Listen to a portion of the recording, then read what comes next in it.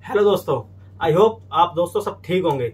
दोस्तों आज मैं अपना सेक्शन 71 से लेकर 75 तक कंप्लीट करने जा रहा हूं, और जो कि मेरा सेक्शन 75 कंप्लीट होने के बाद ये चैप्टर भी आपका जो ये पनिशमेंट है पूरा चैप्टर 3 ये कंप्लीट हो जाएगा। और मेरा जो अगला चैप्टर होगा चैप्टर 4 होगा साधारण अपवाद। तो दोस्तों आप मेरी वीडियो को देखें सेक्शन 71 से। हिसाब से सेक्शन 71 क्या है? सेक्शन 71 कहता है कई अपराधों से मिलकर बने अपराधों के लिए दंड की अवधि। मैं आपको छोटे से पहले सिंपल समझा देता हूँ कि कई अपराधों से मिलकर बने अपराधों के लिए दंड की अवधि। जैसे मान लो एक छोटी सी चीज है कि एक ने पहले मारपीट करी, मारपीट करने के बाद उसका मर्डर हो जाता है या उसने उसको मार दिया। जो मारपीट करने के सेक्शन को 323 वगैरह 325 वगैरह इस तरीके से लगते हैं, और जो उसने वो एक्सपायर हो गया तो इसमें अलग अलग सजा उसको नहीं मिलेगी। या सिंपल सा मान लो कि भाई किसी व्यक्ति ने ए के पास डंडा है जो बी के सर में कम से कम 50 बार वो डंडे को मारता है। मैं यही आपको इलस्ट्रेशन आगे भी समझाऊंगा कि ए के पास डंडा है जो बी के ऊपर कई बार प्रहार करता है, उस डंडे से 50 से 60 बार वो प्रहार करता है जिससे कि वो बंदा मर जाता है। अब हर एक डंडा मारने के लिए उसको अलग अलग सजा तो नहीं दी जा सकती। या जैसे कोई अपराध है उसको जैसे मान लो एक अपराध में कई सारे सेक्शन जुड़े हुए हैं और सारे सेक्शन के अकॉर्डिंग सबकी अलग अलग सजा तो नहीं दी जाएगी। जैसे एक डंडे के लिए अपराध हो गया कि एक डंडा मारा 1 साल की सजा, ऐसे में 50-60 डंडे मारे तो क्या 50-60 साल की सजा थोड़ी दी जाएगी। तो इसी हिसाब से उन्होंने बोला है कि इन सबको एक तरह का अपराध माना जाएगा, जो सबसे बड़ा अपराध होगा उसी में इन सबको काउंट किया जाएगा। तो सेक्शन में सिंपल से यही कहता है जहां की कोई बात जो अपराध है, अगर कोई भी बात मतलब कोई बात से मतलब है कि कोई भी अगर अपराध है ऐसे भागों से जिसके भाग हैं जिसमें कोई भाग स्वयं अपराध है, जिसमें कि जो भाग है वो सारे स्वयं ही अपराध हैं, मिलकर बनी है, वहां अपराधी अपने ऐसे अपराधों में से एक से अधिक के दंड से दंडित न किया जाएगा। मतलब जो मैं आपको समझा रहा था अभी कि अगर उसने अपराधों से मिलकर कोई अपराध बन रहा है तो उसमें वो सबके अलग अलग अपराध के दंडित नहीं किया जाएगा जब तक कि ऐसा अभिव्यक्त रूप से उपबंधित ना हो। बस आपको छोटा सा ये समझना है कि जो मैंने आपको समझाया है कि कई अपराध हैं, सबको मिलने के बाद जब कोई एक बड़ा अपराध होगा तो उसी जो अपराध बड़ा वाला उसी की सब सजा मिलेगी, तो छोटे अपराध वो उसी में इंक्लूड हो जाएंगे। अलग अलग केस अलग अलग सेक्शनों के लिए अलग अलग सजा नहीं दी जाएगी। दोस्तों इसके बाद अगला पॉइंट है वो है जहां की कोई बात अपराधों को परिभाषित या दंडित करने वाली किसी तत्समय प्रवर्त विधि की 2 या अधिक पृथक परिभाषाओं में आने वाला अपराध है। मतलब जहां की कोई बात मतलब जो भी कोई अपराध की परिभाषा होगी, अपराधों की परिभाषा होगी, उसमें जो दंड देने वाली विधि है, दंड देने वाली कोई भी तत्समय परिवर्त विधि, मतलब जो उस समय पे विधि जो बनाई गई होगी जो दंड देती होगी, उनमें 2 या अधिक अलग अलग परिभाषाओं में आने वाला अपराध है। मतलब उनमें से जो 2 होंगी या विधि अलग अलग विधि होंगी या अलग अलग उसको दंड देने वाली विधि जो होंगी, उसमें जो 2 या 2 से अधिक परिभाषाएं होंगी, उनमें भी जो है वो अपराध ही है। दोनों मतलब परिभाषाओं में बेशक वो परिभाषा जैसे मान लो कि यहाँ से वो कैंसिल कर दी, आईपीसी से हटा दी या वो फिर किसी और विधि में आ गई, तो इसका मतलब यह है कि वो अपराध फिर भी माना जाएगा। आईपीसी में नहीं तो दूसरे सेक्शन दूसरे एक्ट में माना जाएगा, दूसरे विधि में माना जाएगा, पर उसको अपराध ही माना जाएगा। जहां की कई सारे कार्य हो जिसमें से स्वयं एक से या स्वयं एकाधिक से अपराध घटित होता है, मिलकर अलग अलग अपराध घटित करते हैं। मतलब कोई कार्य होगा कोई आपराधिक कार्य होगा जिसमें स्वयं या इसमें खुद अकेला होगा या उससे स्वयं से एकाधिक से अपराध, मतलब एक या एक से अधिक व्यक्ति होंगे वो अपराध घटित करते होंगे, तो मिलकर अलग अलग अपराध घटित करते हैं। इसको तो ये कहा जाएगा, उसको ये नहीं कहा जाएगा कि भाई ए है और बी है, उन्होंने उसे सी को मारा तो ये ए और बी ये नहीं कहेंगे कि हमें आधे आधे सजा दे दो या हमें एक साथ इंक्लूड करके है जो भी हमारी सजा का हिस्सा होगा हम वापस कर। नहीं, उनमें सजा दोनों को अलग अलग ही मिलेगी, एक ही सजा नहीं मिलेगी। वहां अपराधी को जिससे कठोर दंड से दंडित ना किया जाए, जो ऐसे अपराधों में से किसी भी एक के लिए वह न्यायालय जो उसका विचारण करे उसे दे सकती है। जो भी कोई अपराधी होगा जो कठोर दंड से दंडित ना किया जाएगा, जिसको कठोर दंड नहीं दिया जाएगा, जो ऐसे अपराधों में से किसी भी एक अपराध के लिए न्यायालय जो उसका विचारण करेगा उसे दे सकेगा। मतलब इसमें कोर्ट को पावर दी गई है कि जो उसको विचारण उसका ट्रायल करेगा तो न्यायालय को पावर है कि वो उसको कठोर दंड से दंडित ना करके कोई भी दंड दे सकती है। सादा कारावास भी दे सकती है, कठोर कारावास भी दे सकती है, वो जज के हाथ में पावर है उसकी। बट ये जो सेक्शन मैंने आपको बताया, ये मैंने आपको बताया कि इसमें जो भी दंड होगा, जो सबसे बड़ा दंड होगा, जो सबसे बड़ा जो सेक्शन होगा, उसी के अकॉर्डिंग इसमें दंड दिया जाएगा। इसका इलस्ट्रेशन देखो, आप आपको इलस्ट्रेशन बता देता हूं। दृष्टांत है इसमें, ए बी पर लाठी से 50 प्रहार करता है, मतलब 50 बार उसको लाठी मारता है। यहाँ हो सकता है कि ए ने संपूर्ण मारपीट द्वारा उन प्रहारों में से हर एक प्रहार द्वारा भी जिसमें वह संपूर्ण मारपीट गठित है, मतलब जो ए ने उसने इस तरीके से प्रहार उसके ऊपर किया है जिससे कि हर एक प्रहार कि जिसमें लगता हो कि संपूर्ण उसने अच्छी तरीके से उसको पीटा है। बी की स्वेच्छता उपहति कारित करता है, मतलब बी की स्वेच्छता उपहति मतलब बी को काफी चोटें पहुंचाता है। करने पर अपराध किए हो, यदि ए हर प्रहार के लिए दंडनीय होता, यदि ए जो है वो हर एक प्रहार मतलब जो उसने 50 डंडे मारे हैं उसमें हर एक डंडे के लिए जो वो हर एक डंडा मारता, अगर उसके लिए वो दंडनीय होता तो वह हर एक प्रहार के लिए 1 वर्ष के हिसाब से 50 वर्ष के लिए कारावास किया जा सकता था। कारावास तो उसको किया जा सकता था, मतलब अगर वो 50 डंडे मारता है तो उसको 50 दंडों के लिए उसको फिर एक डंडा मारना है, क्योंकि स्वेच्छता उपहति की है। स्वेच्छता उपहति में 1 साल की सजा होती है, 1 साल के हिसाब से वो 50 डंडे मारता तो उसको फिर 50 साल की सजा मिलनी चाहिए इस हिसाब से। पर लेकिन नहीं, उसमें यही कहा गया कि सबसे बड़ा अपराध होगा जो अपराध इकट्ठे होकर बनेंगे उसमें एक ही सजा मिलेगी, ठीक है। किंतु वह संपूर्ण मारपीट के लिए केवल एक ही दंड से दंडनीय है। यही इसका मतलब जो मैं आपको पहले बताया था, वो इस जो पहले मैं इलस्ट्रेशन बताई थी वो यही इलस्ट्रेशन है। इसका सेकंड जो पॉइंट है, वैसे तो इलस्ट्रेशन में ही है बट उसको एक तरीके से और बताया गया, किंतु यदि उस समय जब ए बी को पीट रहा था, जब ए यहाँ पर बी को पीट रहा था तो सी उसमें हस्तक्षेप करता है, मतलब सी उनमें बीच में घुसता है, और जो ए है सी पर इंटेंशनली प्रहार करता है, जो ए है वो सी को भी पीटता है। तो यहाँ पर सी पर किया गया प्रहार उस कार्य का भाग नहीं है, मतलब जो उसने सी को पीटा है, वो जो उसने बी को पीटा था, वो ये नहीं कहेगा कि 50 मैंने उसके मारे 10 इसके मारे तो 60 होने के वजह से मुझे एक ही सजा दी जाए। उसके लिए उस पर प्रहार जो उसने किया, उसने कार्य किया, वो उसका भाग अलग है। उसके पीटा जो उसने उसको पीटा उसके लिए उसको सजा अलग से दी जाएगी, जिसके द्वारा ए बी को स्वेच्छता उपहति कारित करता है। इसलिए ए बी को स्वेच्छता कारित की गई उपहति के लिए एक दंड से और सी पर किए गए प्रहार के लिए दूसरे दंड से दंडनीय करेगा, उसको दंडित करेगा। तो सिंपल सा ये है कि अगर ए बी को मारता है तो उसको उसी हिसाब से जो भी 50 बार मारा तो उसको फिर वही सजा मिलेगी जो उस एक्ट में लिखी हुई है, वो 50 साल के लिए नहीं मिलेगी, वो उसमें सब में एक ही सजा है। और जो वो अगर जो सी इंक्लूड होता है या कोई और व्यक्ति उसमें इंक्लूड होता है तो जो सी व्यक्ति होगा जो उसमें इंक्लूड हुआ है उसको मारने के लिए उसको अलग से सजा मिलेगी। सिंपल सेक्शन 71 कहता है।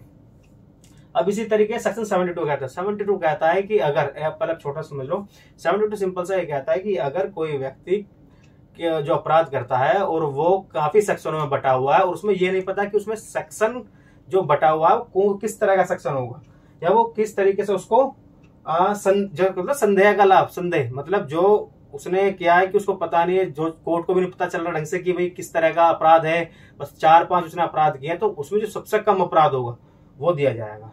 सेक्शन 72 यही कहता है। एक बार देख लो आप, कई अपराधों में से एक के दोषी व्यक्ति के लिए दंड, जबकि निर्णय में यह कथित है, जबकि जो उसने निर्णय दिया है उसमें लिखा हुआ है कि यह संदेह है कि वह किस अपराध का दोषी है, जबकि जो यह संदेह है उसको पता नहीं है कि वो किस अपराध का दोषी है, तो उसमें सबसे कम सजा दी जाएगी। मैं आपको ये बताऊंगा उन सब मामलों में जिसमें यह निर्णय दिया जाता है कि कोई व्यक्ति उस निर्णय में स्पेसिफाइड कई अपराधों में से एक अपराध का दोषी है, मतलब उसे कई सारे अपराध किए हैं, ठीक है, बट वो एक अपराध का दोषी है, किंतु यह संदेहपूर्ण है, उस पर संदेहपूर्ण जता को क्वेश्चन मार्क है ये कि उसने अपराध कौन सा किया है, पता ही नहीं अपराध कौन सा हुआ ढंग से, कि वह उन सब अपराधों में से किस अपराध का दोषी है।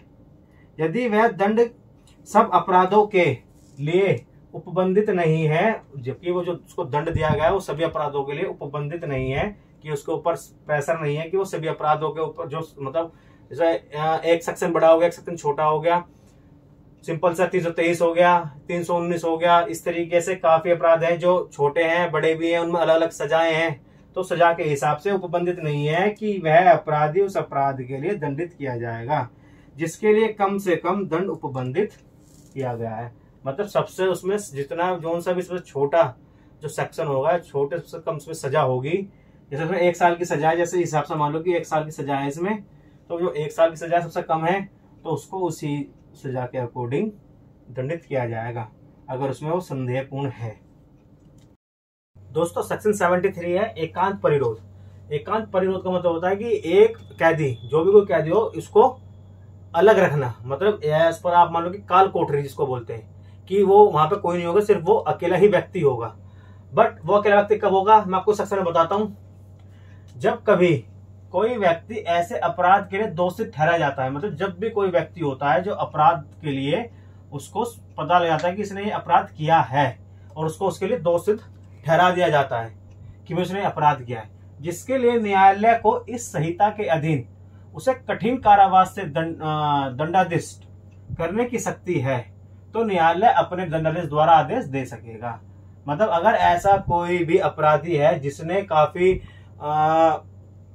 भयंकर या कोई इस तरह का अपराध किया है कि जिसमें जो न्यायालय है उसको ऐसा लगता है कि इस संहिता के मतलब इस एक्ट के अकॉर्डिंग उसको कठिन कारावास मिलना चाहिए, तो उसको यह शक्ति है कि वो उसको कठिन कारावास का आदेश दे सकता है। कोर्ट को पावर है इसकी कि अपराध को उस कारावास के जिसके लिए वह दंडादेश किया गया है किसी भी भाग या भागों के लिए, मतलब जो उसने अपराध किया है उसके कारावास के लिए जिसके लिए वह दंडादेश किया गया है, मतलब जिसके लिए उसको दंड दिया गया है, उसका कोई भी भाग या उसके भागों के लिए, मतलब उसकी जो सजा होगी वो ऐसी भी हो सकता है। जैसे मान लो उसको सजा हुई है 10 साल की, तो ये कह सकते हैं कि 5 साल कठोर कारावास और 5 साल आपका सादा कारावास, जो आपने पीछे पढ़ाया था। जो कठोर कारावास होगा वो उसमें ये भी डाल सकता है कि जो भी कठोर कारावास होगा वो एकांत परिरोध होगा, मतलब वो आपको एक काल कोठरी की तरह रख दिया जाएगा और इसका आदेश न्यायालय को है कि वो उसको आदेश कर सकता है। जैसे आप देखो कि कुल मिलाकर 3 महीने से अधिक नहीं होगा, मतलब जो भी कठोर कारावास होगा, जो उसको कठोर कारावास की अवधि दी है उसमें जो कारावास दिया जाएगा एकांत परिरोध का, उसकी जो अवधि होगी वो 3 महीने तक की ही होगी, 3 महीने से ज्यादा वो नहीं दिया जाएगा। निम्न मापमान के अनुसार एकांत परिरोध में रखा जाएगा, मतलब ये एक नापने के अकॉर्डिंग ही उसको एकांत परिरोध में रखा जाएगा। अर्थात यदि कारावास की अवधि 6 महीने से अधिक ना हो तो 1 माह से अधिक समय के लिए नहीं होगा। इसका मतलब है यदि अगर उसको 6 महीने की, जैसे ऊपर 3 महीने के लिए बोला, लास्ट 3 महीने तक ही होगा।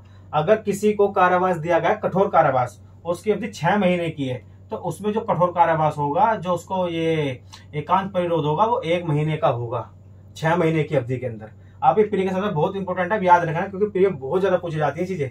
यदि कारावास की अवधि 6 महीने से अधिक हो और 1 साल से कम हो तो उसको 2 माह से अधिक नहीं रखा जाएगा। और यदि कारावास की अवधि 1 साल से अधिक है तो उसको 3 महीने से अधिक नहीं रखा जाएगा। वो 1 साल के ऊपर कितनी भी हो सकती है, जितनी भी साल की सजा होगी उसको लास्ट 3 महीने रखा जाएगा। तो उसको सिंपल से याद रखना कि जो भी कारावास होगा वो 3 महीने से अधिक नहीं होगा, पहली चीज। दूसरी चीज, यदि वो कारावास 6 महीने तक का है तो उसको 1 महीने की सजा होगी, और यदि वो कारावास 6 महीने से लेकर 1 साल तक का है तो उसमें उसको 2 महीने की सजा होगी, और यदि कारावास 1 साल से ऊपर है तो उसको 3 महीने की सजा होगी, वो भी एकांत परिरोध। मतलब एकांत परिरोध में आपको बता दिया कि अलग रखना, जैसे एज पर एक काल कोठरी में रखना, सबसे अलग, जहां पे कोई भी बंदा नहीं आएगा। इसी तरीके से जैसे अंधेरे कमरे में रख दिया, बंद कमरे में रख दिया, जो कोई आता ना हो, किसी को आवाज ना सुनाई देती हो, पता ना चलता हो, इस तरीके से। ऐसी सेक्शन 74 एकांत परिरोध की अवधि। अब याद रखना, एकांत परिरोध के दंडादेश, जो उसने दंड के आदेश दिए हैं, उसको निष्पादन मतलब उसको बांटेगा ऐसे परिरोध किसी दशा में भी। जिसमें वो चाहे, जिसमें न्यायालय चाहे ऐसे 10 में बांटेगा, पर एक बार में 14 दिन से अधिक नहीं होगा। मतलब अगर उसको सजा दी गई है 1 महीने की, तो उसमें जो क्या होगा, 14 दिन के लिए कठोर कारावास लेके जाएंगे, देन उसके बाद उसको बाहर लेकर आएंगे, फिर उसको दोबारा कारावास के लिए लेके जाएंगे। इस तरीके से 14 दिन से ज्यादा नहीं होगा, अधिक नहीं होगा। साथ ही ऐसा एकांत परिरोध काल अवधि के बीच में उन काल अवधियों से न्यूनतम अंतराल 100 टर्म होंगे। जैसे मैं आपको बताया कि लेके जाएंगे, फिर बीच में उनको बाहर भी लेकर आएंगे, क्योंकि मैंने सुना है कहीं पे कि अगर ज्यादा टाइम किसी आदमी को अकेले में रखा जाए, जहाँ पे लाइट ना हो, जहाँ पे उसको सुनाई ना दिया जाए, कुछ भी बिल्कुल शांत माहौल हो, और जहाँ पे उसको कोई आदमी ना दिखे, कुछ ना दिखे, तो वो इंसान कुछ टाइम में अपने मानसिक संतुलन खो देता है। उसको सुनने की शक्ति कम हो जाती है, देखने की शक्ति कम हो जाती है, मानसिक संतुलन खो जाता है। तो इसीलिए उसको 14 दिन से अधिक नहीं होगा। लास्ट इसे बताया है कि कितना ही, चाहे 3 महीने का कारावास हो, चाहे अगर 3 महीने का कारावास सजा दी गई है, तो वो लास्ट 14 ही होगा, 14 से ऊपर नहीं होगा। ठीक है। इसी हिसाब से जब दिया गया कारावास 3 माह से अधिक है, तब दिए गए संपूर्ण कारावास के किसी 1 महीने में एकांत परिरोध 7 दिन से अधिक नहीं होगा। अगर किसी को 3 माह से अधिक कारावास दिया गया है, मतलब नॉर्मल कारावास दिया गया है, उसके अंदर 1 माह का मतलब 3 महीने का उसको कारावास दिया, कठोर कारावास, पर उसमें 1 महीने का जो कारावास दिया गया वो दिया गया एकांत परिरोध का कारावास। और जो एकांत परिरोध का कारावास जो 1 महीने का दिया, उसके अंदर 7 दिन से अधिक नहीं होगा। मतलब उसके अंदर 7 दिन रखेंगे, उसके बाद उसको शॉर्ट टर्म के लिए बाहर ले आएंगे, देन उसको फिर रखेंगे। साथ ही एकांत परिरोध की कालावधि के बीच कालावधियों से न्यूनतम अंतराल होंगे। जो मैंने आपको बताया है कि 7 दिन के लिए उसको लेके जाएंगे, देन उसको फिर बाहर ले आएंगे और फिर उसको दोबारा ले जाएंगे। तो इसी हिसाब से सेक्शन 74 तक मेरा कंप्लीट हो गया है। मैं आपको अगला सेक्शन पढ़ाऊंगा 75, और 75 पढ़ाने के बाद ये चैप्टर यहीं पे खत्म हो जाएगा, पनिशमेंट। तो इसी के अकॉर्डिंग हमारे सेक्शन 75 वो क्या कहता है, पूर्व दोष सिद्धि, मतलब पहले प्रीवियस उसको कोई दोष सिद्ध हुआ, उसके ऊपर कोई सजा उसको हुई हो, उसके पश्चात उसके बाद चैप्टर 12, जो चैप्टर 12 बताया गया सिक्के और सरकारी स्टैंपों से संबंधित अपराधों के विषय में, मतलब जो सिक्के होंगे और सरकारी स्टैंप होंगी, ये चैप्टर में आपको थोड़ा बहुत आगे बताऊंगा। परंतु मैं आपको छोटा बता दूं, सिक्के होते हैं, जाली सिक्के बनाना या सरकारी स्टैंप, किसी भी सरकारी स्टैंप का मिसयूज करना, उसके ऊपर ये बात कही गई है। चैप्टर जो है चैप्टर 12 जो है वो उन्हीं के ऊपर है कि कोई भी जाली सिक्के बनाना और जाली उसके किसी भी सरकारी स्टैंपों के बारे में। या चैप्टर 17 संपत्ति के विरुद्ध अपराधों के विषय में, या जो संपत्ति के विरुद्ध अपराध होते हैं, संपत्ति के रिगार्डिंग कोई भी अपराध होंगे तो उसके विषय में, कि अधीन कतिपय अपराधों के लिए बंधित बढ़ाया दंड, मतलब जो प्रीवियस दोष सिद्धि हुई होगी उसको, अगर वो इन दोनों के अकॉर्डिंग फिर भी कोई कार्य करता है तो उसके ऊपर दंड बढ़ा दिया जाएगा। जो कोई व्यक्ति भारत में किसी न्यायालय द्वारा इस संहिता, मतलब इस एक्ट के चैप्टर 12 और चैप्टर 17 की अधीन 3 वर्ष या उससे अधिक की अवधि के लिए दोनों में से किसी के भी भांति कारावास से दंडनीय अपराध के लिए है, उसको जो सजा होगी 3 वर्ष तक की होगी या उससे अधिक भी हो सकती है। तो वो दोनों जो भी उसने इन दोनों चैप्टरों के हिसाब से जो लिखा है, दोनों में से किसी की भांति इन दोनों चैप्टर के हिसाब से उसको सजा दी जाएगी। दोषी ठहराए जाने के बाद, अगर उसको दोषी ठहरा दिया है कि उस पे जो एलिगेशन लगाए हैं, जो चार्जेस हैं, अगर वो ठीक ठहराए जाते हैं जाने के बाद, उन दोनों अध्यायों में से किसी अध्याय के अधीन उतनी ही अवधि के लिए वैसे ही कारावास से दंडनीय किसी अपराध का दोषी होगा। मतलब जो उसको दोष ठहराया गया है तो उसी के चैप्टर के अकॉर्डिंग, उसी हिसाब से जो उस पर चैप्टर में सजाएं दे रखी हैं, उसी के अकॉर्डिंग उसको सजा दी जाएगी। ठीक है। दोषी होगा तो वह हर एक पश्चातवर्ती अपराध के लिए आजीवन कारावास से या दोनों में से किसी के भांति से, जिसकी अवधि 10 वर्ष तक की हो सकेगी, दंडनीय होगा। पश्चातवर्ती अपराध का मतलब होता है जो बीत चुका है, जिसने जो मतलब प्रीवियस टाइम में उसने कोई अपराध किया है तो उसके लिए आजीवन कारावास या दोनों में से किसी के भांति से, जिसकी अवधि 10 वर्ष से कम की नहीं हो सकेगी, 10 वर्ष तक की हो सकेगी, सॉरी, उसके लिए दंडनीय होगा।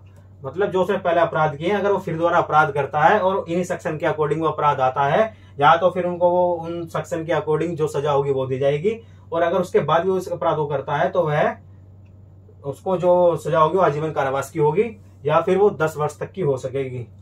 इसी हिसाब से दोस्तों में एक टिप्पणी है, मैं आपको बता देता हूँ, नोट्स करके लिख रखा है मैंने। दोष से ठहराए जाने के बाद का अर्थ यह है, पश्चात का अर्थ यह है कि जो दंड दिया गया उसको परिवर्तन में आ गया होना चाहिए। यदि किसी मामले में पहले दोष सिद्ध सुप्रीम कोर्ट द्वारा निरस्त की जा चुकी है तो वह उक्त शब्दों के अंतर्गत नहीं आता। मतलब अगर उसने पहले कोई चार्ज हुआ हो, चार्ज के बाद उसको सजा हुई हो, अगर वो सजा उसकी हुई है, उसके बाद सजा के बाद अगर यह पता चलता है कि वो जो दंड उसको दिया गया वो दंड उसको नहीं दिया जाना चाहिए था और इसी मामले में सुप्रीम कोर्ट द्वारा उसको निरस्त किया जा चुका है और सुप्रीम कोर्ट ने उस केस को खत्म कर दिया है, तो वह यह शब्दों के इस शब्द के अंदर जो शब्द दिया गया है वो दो सिद्धि इसमें नहीं आएगा। ये किस में कहा गया था? दिलीप कुमार शर्मा वर्सेस राज्य, AIR 1978 सुप्रीम कोर्ट। दोस्तों यहाँ पे मेरे चैप्टर खत्म हो चुका है। चैप्टर सेक्शन 75 तक, 53 से लेकर 75 तक मैंने इसमें आपको सारे चैप्टर सारे सेक्शन पढ़ा दिए हैं। और दोस्तों मैं आपसे एक बात कहूंगा कि मेरा जो अगला चैप्टर शुरू होगा वो होगा सेक्शन 76 से, जो बहुत ज्यादा जरूरी है मेंस के अकॉर्डिंग भी, बिकॉज मेंस में सेक्शन 79 और सेक्शन 76 और 79 पूछ लेते हैं और उसमें काफी सेक्शन ऐसे हैं कि बहुत ही ज्यादा जरूरी हैं, तो वो आपके मेंस के अकॉर्डिंग ही मैं आपको पढ़ाऊंगा। तो मैं आपको ये भी सारे मेंस के अकॉर्डिंग ही पढ़ाता हूँ थोड़े कि आपको अच्छे से समझ में आ जाए। तो दोस्तों अगर मेरे सारे सेक्शन आपको समझ में आए और आपको मेरी वीडियो अच्छी लगी है तो प्लीज मेरी वीडियो को लाइक करें, सब्सक्राइब करें मेरे चैनल को, प्लस मेरी वीडियो को शेयर करें और प्लस मेरे वीडियो के मेरे वीडियो पे कमेंट करें। Thank you.